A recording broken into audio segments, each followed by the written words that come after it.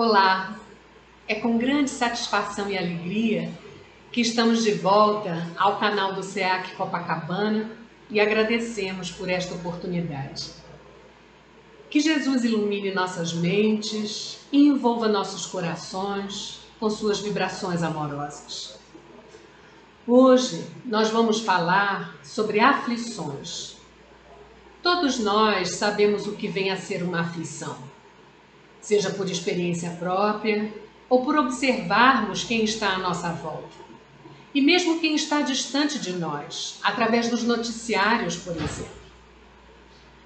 Acho que podemos dizer que todos nós estamos bem familiarizados com o que sejam dores físicas, dores emocionais e dores morais. Portanto, perceber o que é aflição não é algo difícil, mas compreender o significado real da aflição, entender suas causas, aprender a lidar com as aflições a fim de superá-las, não é tão fácil assim. Mas graças a Deus, o Espiritismo veio em nosso socorro e ele pode nos auxiliar imensamente nesse sentido. Vamos ver. Nós temos a convicção de que Deus existe e é único. O Espiritismo nos revela que Deus é a inteligência suprema, é a causa primeira de todas as coisas. E também nos ensina que Deus é soberanamente justo e bom, ou seja, que Deus é justo e bom de modo absoluto. O que, aliás, já tinha sido dito por Jesus quando nos revelou que Deus é nosso Pai, um Pai celestial, que é infinitamente bom, justo e misericordioso.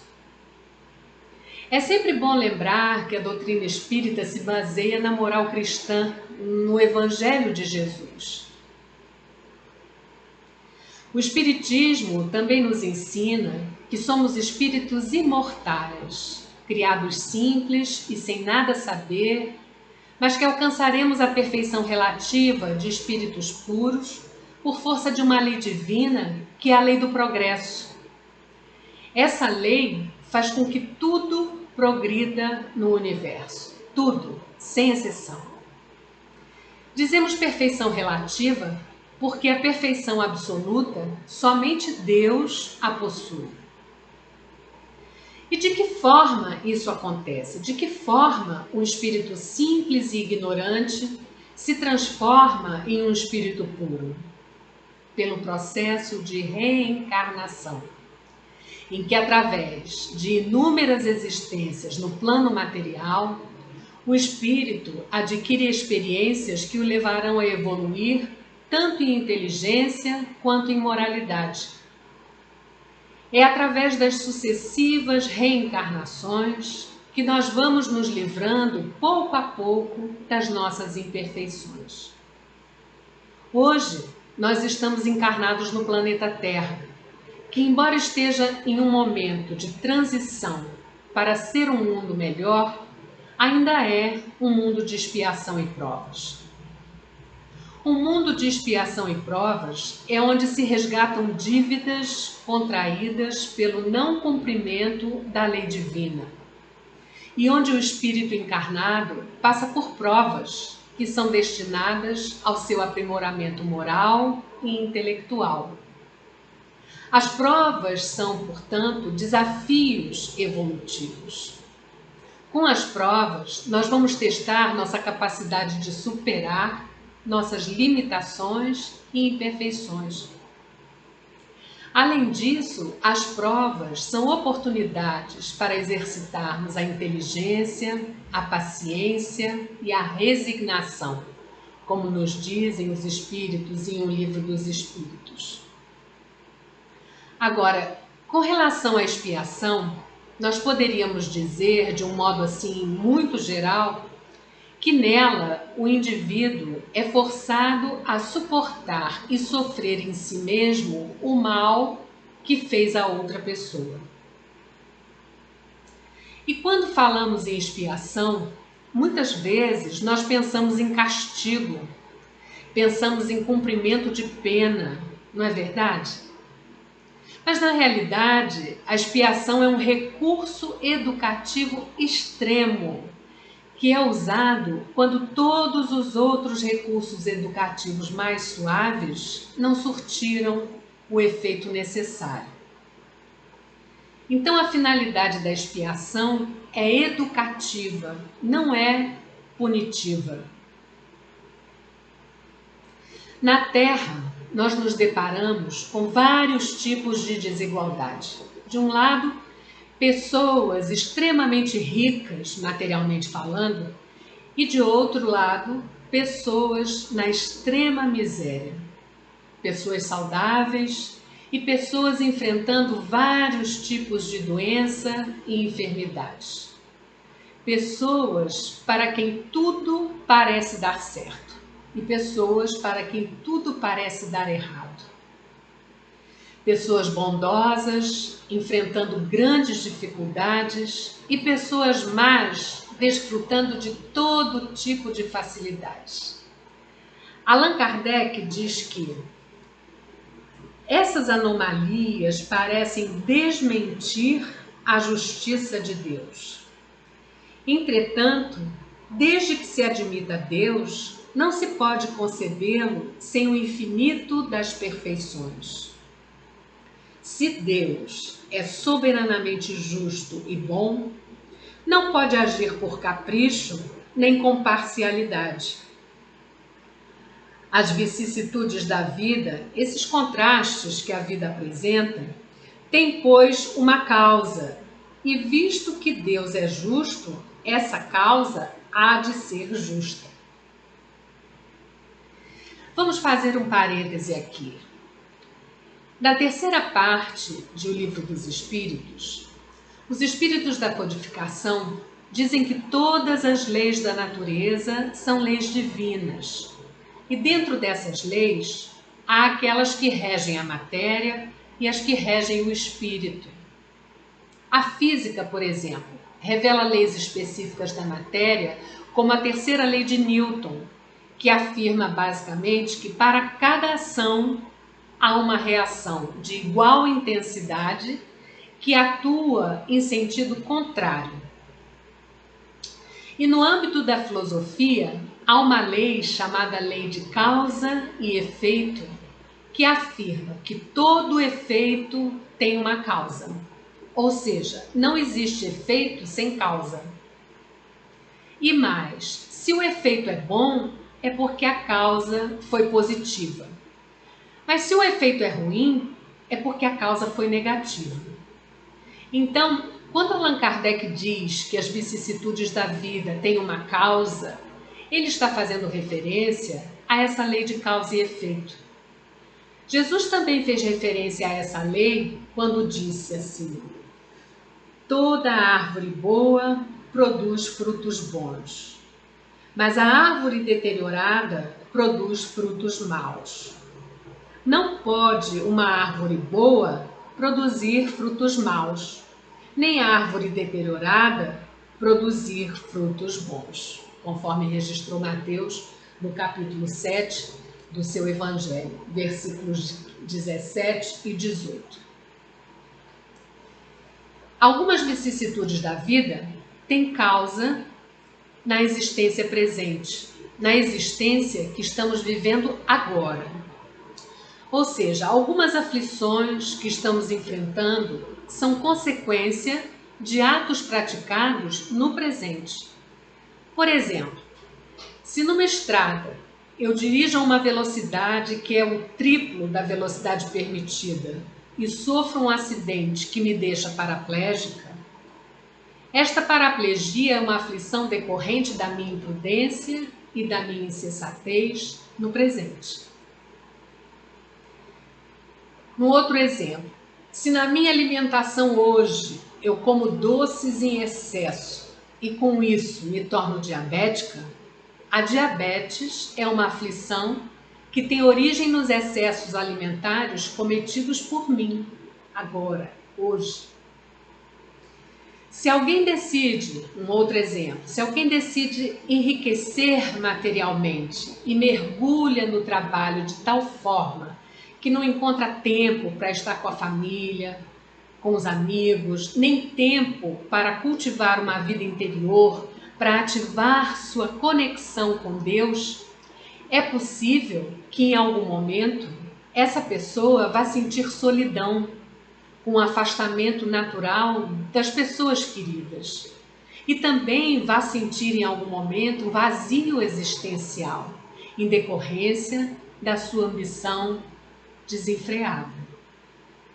E como último exemplo, se no processo de educação os pais não se empenham em combater as más tendências dos filhos, auxiliando-os na sua trajetória evolutiva, é possível que os pais venham a enfrentar futuramente falta de respeito e ingratidão dos filhos, o que será consequência da sua negligência na educação dos filhos. Não devemos esquecer que os pais geram apenas os corpos físicos dos filhos. Os filhos são espíritos criados por Deus, que por sua vez é o Pai de todos nós, e a quem prestaremos contas de como procedemos em relação aos espíritos que Ele nos confiou na condição de filhos. Allan Kardec nos recomenda interrogar friamente nossas consciências quando estivermos enfrentando os infortúnios e as decepções da vida e verificar se, na maioria das vezes, não poderíamos dizer assim: se eu tivesse feito ou deixado de fazer tal coisa, eu não estaria nessa situação. E aí nós vamos perceber que não podemos atribuir à sorte, ao azar ou a Deus a responsabilidade pelos nossos infortúnios, pelas nossas aflições. Essa responsabilidade é inteiramente nossa. E evitar aflições decorrentes de atitudes equivocadas na existência atual depende inteiramente de nós. Mas a boa notícia é que, à medida que vamos nos esclarecendo, que vamos nos esforçando para nos aprimorar moral e intelectualmente, nós vamos aprendendo a fazer boas escolhas. E com isso, vamos conseguindo evitar comportamentos que podem nos gerar aflições. Esse é um processo gradual. Nós devemos nos acolher, ter paciência conosco, ser compassivos conosco, mas também, por outro lado, devemos firmar o compromisso de nos esforçarmos sempre para nos tornarmos melhores a cada passo. Bem, mas há aflições que não têm origem na existência atual, como, por exemplo, aqueles acidentes que nenhuma precaução pode evitar, e várias enfermidades que uma criança traz ao nascer ou que adquire ou apresenta na sua infância. Se a causa não está na existência atual, então há duas possibilidades. A primeira possibilidade é de a causa da aflição estar situada em uma outra existência, em uma existência anterior a esta que estamos vivendo, não necessariamente a imediatamente anterior. O fato de não termos lembranças, enquanto estamos encarnados, de nossas existências passadas, não significa que não as tenhamos tido. E nem significa que não tenhamos cometido desatinos nessas existências passadas.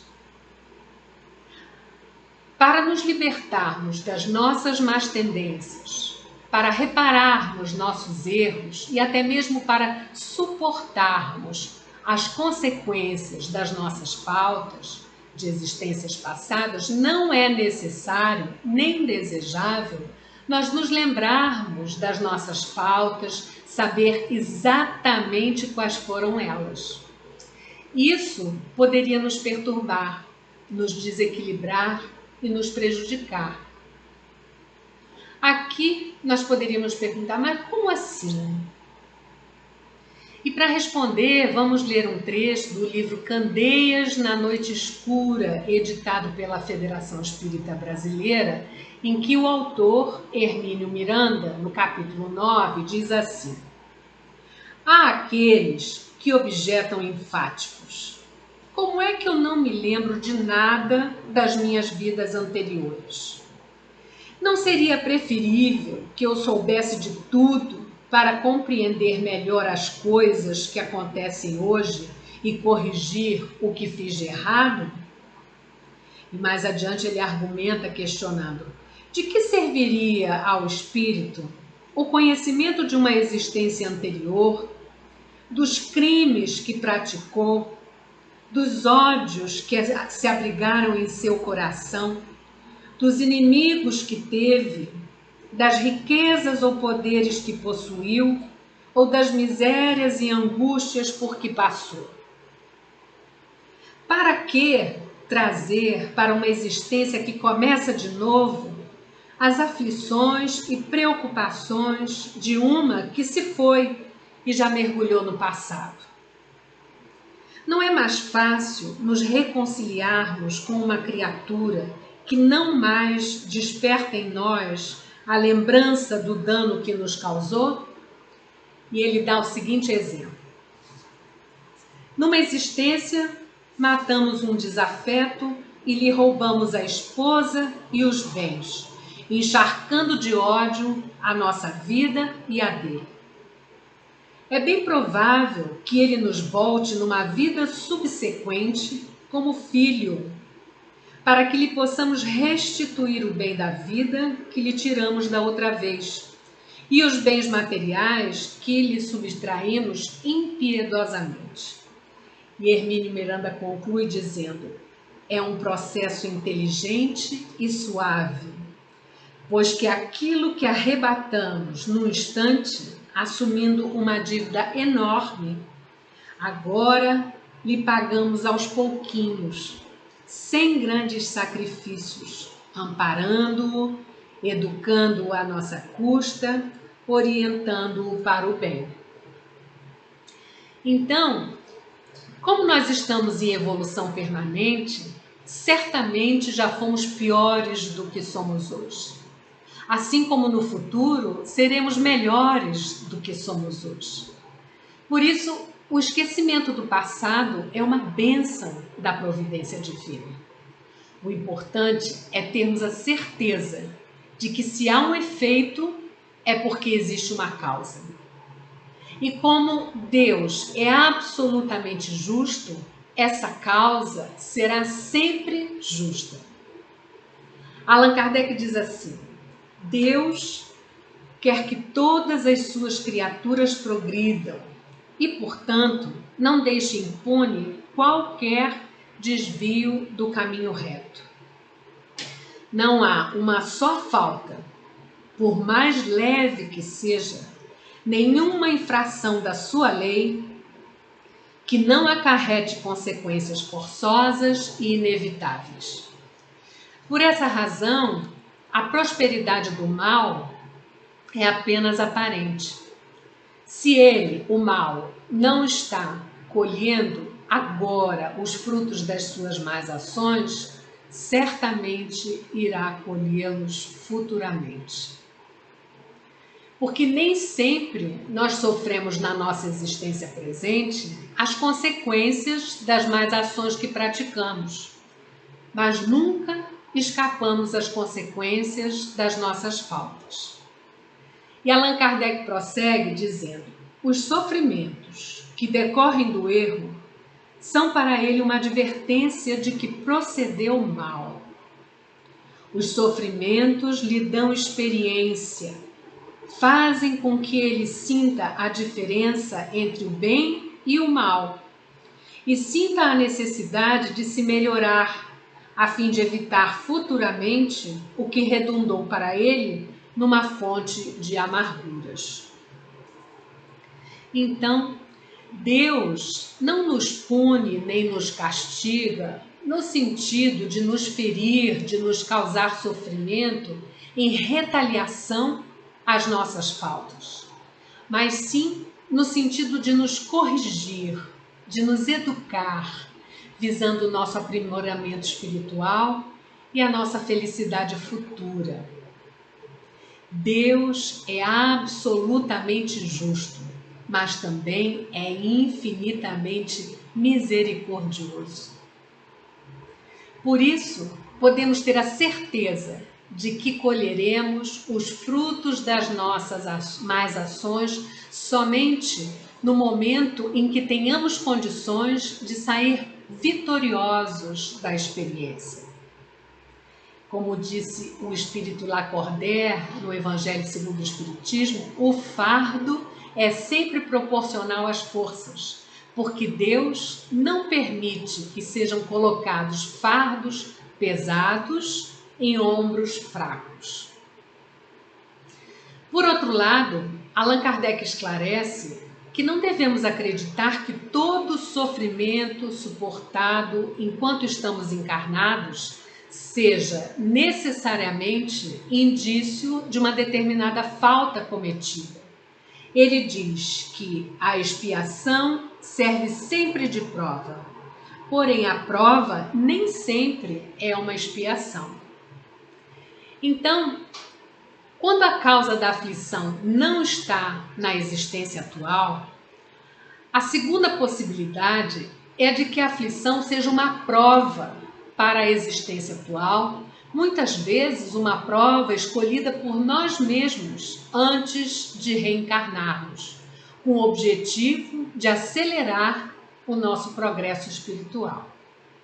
E Santo Agostinho, no Evangelho segundo o Espiritismo, diz que Deus não dá prova superior às forças daquele que a pede, só permite as que podem ser cumpridas. Se alguém não consegue cumpri-las, não é que lhe falte possibilidade, falta a vontade. Então, até aqui nós podemos tirar algumas conclusões. Há sempre um motivo, uma causa para as nossas aflições. Mesmo que nós não conheçamos esse motivo, podemos ter a certeza de que ele existe e é justo. As nossas aflições são decorrentes das nossas ações ou das nossas escolhas. E por mais dolorosas que sejam as nossas aflições, podemos estar certos de que nós temos capacidade de suportá-las. Podemos ter certeza de que as aflições estão totalmente dentro do limite das nossas forças. Porque, do contrário, Deus não permitiria que elas chegassem até nós naquele momento. Então, não há dúvida de que, com os esclarecimentos que o Espiritismo nos oferece, nós compreendemos melhor o significado real das aflições e suas causas. E a esta altura nós poderíamos perguntar: em relação ao nosso próximo, devemos respeitar os desígnios de Deus e deixar que as provas dele sigam o seu curso? Ou devemos abreviá-las quando possível?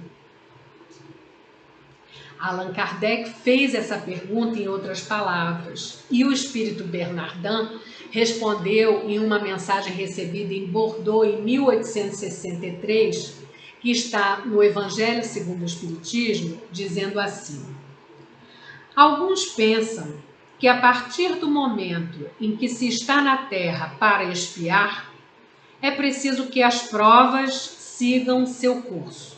Entretanto, quando virdes um de vossos irmãos feridos, não deveis dizer: é a justiça de Deus, é preciso que ela siga seu curso.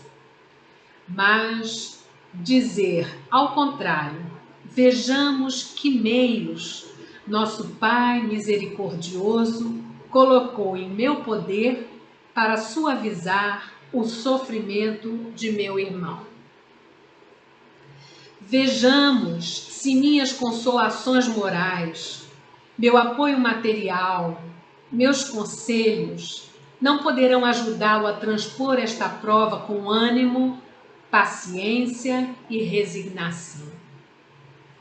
Ajudai-vos uns aos outros sempre em vossas provas, diz ele. Estais todos na terra para espiar, mas todos, sem exceção, deveis empregar todos os vossos esforços para suavizar a expiação de vossos irmãos, segundo a lei de amor e caridade. Então, fica claro para nós que a compreensão dos fatos da vida que o Espiritismo nos proporciona não deve nos tornar insensíveis e indiferentes à dor e às necessidades do nosso semelhante. Pelo contrário, devemos tentar suavizar seus sofrimentos com todos os recursos de que dispusermos, sempre que a vida nos oferecer uma oportunidade para isso. Por fim, não menos importante, gostaríamos de dizer que a base fundamental deste nosso estudo está no capítulo mais longo de todo o Evangelho segundo o Espiritismo. Ele tem 31 itens e o maior número de mensagens espirituais. São ao todo 14 mensagens espirituais. Estamos falando do capítulo 5 de O Evangelho segundo o Espiritismo, cujo título é Bem-aventurados os aflitos. Esse título foi retirado do Evangelho de Mateus, que registrou no capítulo 5, versículo 4, a seguinte frase de Jesus: Bem-aventurados os aflitos, porque eles serão consolados. Allan Kardec esclarece o significado dessas palavras de Jesus, dizendo assim: estas palavras podem ser também entendidas assim: deveis considerar-vos felizes por sofrer, visto que vossas dores aqui na terra são os pagamentos das dívidas de vossas faltas passadas, e essas dores, suportadas pacientemente na terra, vos poupam séculos de sofrimento na vida futura. Deveis estar felizes por Deus reduzir vossa dívida, permitindo pagá-la no presente, o que vos assegura a tranquilidade para o futuro. Este é o sentido das palavras bem-aventurados os aflitos, porque eles serão consolados. São felizes porque estão pagando suas dívidas e depois de pagar, ficarão livres. E ele prossegue dizendo: se lamentamos as aflições, se não as aceitamos com resignação e como algo que se deva merecer, se acusamos Deus de injusto, contraímos uma nova dívida, que nos faz perder os frutos que a lição dos sofrimentos poderia nos dar. E aqui Allan Kardec aponta um recurso fundamental, a resignação. De acordo com o dicionário, resignação é a submissão paciente aos sofrimentos da vida. Resignação é a submissão paciente aos sofrimentos da vida. E o Espiritismo nos proporciona uma compreensão da vida inigualável. Quando nós consideramos a eternidade e o fato de sermos espíritos imortais, nós vemos que a experiência que vivenciamos no plano físico é um estágio de curta duração. Uma viagem rápida, da qual devemos extrair o máximo proveito para a nossa evolução espiritual. E se nós olharmos as aflições sob o ponto de vista do espírito imortal, mesmo aquelas mais dolorosas passam a ser pequenas e efêmeras. porque sabemos que elas terão fim. E se as suportarmos bem, elas nos farão avançar na estrada do progresso. O benfeitor Emmanuel, no livro Vinha de Luz, psicografia de Francisco Cândido Xavier, faz uma observação muito interessante no capítulo 153.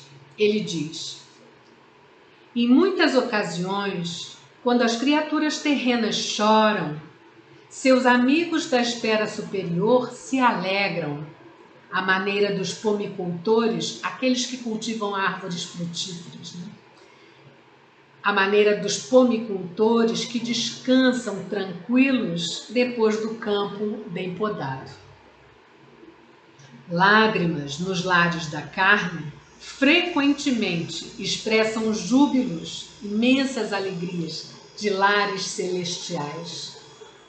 Os orientadores divinos, porém, diz ele, não se alegram porque os seus tutelados sejam detentores de padecimentos, mas justamente porque semelhante situação indica possibilidades renovadoras no trabalho de aperfeiçoamento.